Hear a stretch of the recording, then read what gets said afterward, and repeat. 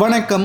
சற்று முன் கிடைக்கப்பெற்ற மிக முக்கியமான செய்தி ஒன்று வெளியாகி உள்ளது. அனைத்திந்திய அண்ணா திராவிட முன்னேற்றக் கழகத்திலிருந்து நீக்கப்பட்டதாக கூறிய OPS அவர்களுக்கு புதிய பதவி நீக்கப்பட்டவர்களால் வழங்கப்பட்டதுதான் இங்கு OPSின் ஆதரவாளர்களுக்கு பெரும் மகிழ்ச்சி ஏற்பட்டுள்ளது. நாளை தேர்தல் ஆணையத்திற்கு சென்று இரட்டை இலை சின்னத்தை மீட்டெடுக்கக்கூடிய பொறுப்பு OPSிற்குத்தான் இருக்கிறது.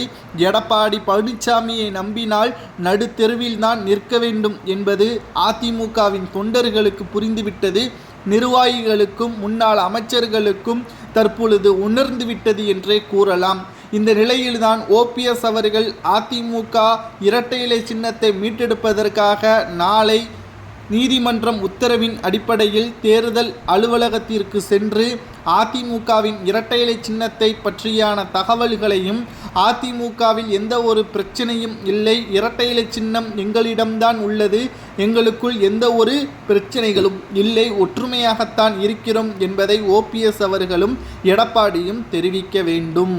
இதில் மிகப்பெரிய ஒரு சிக்கலாக பார்க்கப்பட்டது, எப்படி OPS அவர்கள் இதை தெரிவிப்பார்? அவர்தான் கட்சியிலிருந்து நீக்கப்பட்டு விட்டாரே, இதனால் OPS அவர்கள் கடும் கோபத்தில் இருக்கிறாரே என்று பலரும் விமர்சனம் செய்தார்கள்.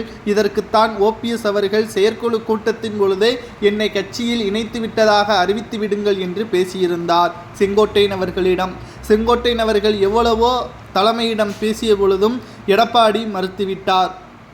ஆனால் இரட்டை இலை சின்னம் இல்லாமல் தேர்தலை சந்திக்க முடியாது என்பது அனைவருக்கும் நன்றாகவே தெரியும்.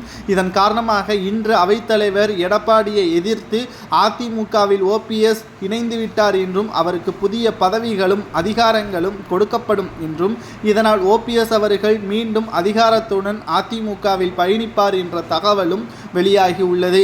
இதனால் இரட்டை இலை சின்னத்தை மீட்டெடுத்த பிறகு OPSிற்கு புதிய பதவிகள் என்ன வழங்கப்படுகிறது என்பதை பொறுமையாக இருந்து பார்க்கலாம்.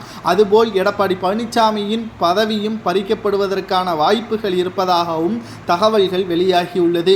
இதனால் ஒட்டுமொத்த எடப்பாடியின் ஆதரவாளர்களும் அதிர்ச்சியடைந்து விட்டார்கள். அவர் நிச்சயம் பொதுச்செயலாளர் பதவியிலிருந்து பறிக்கப்படுவது உறுதிதான் என்றும் OPSின் ஆதரவாளர்கள் கூறி வருகிறார்கள். துரோகியை ஒருபோதும் மன்னிக்க முடியாது என்பதற்கேற்பதான் தற்பொழுது எடப்பாடி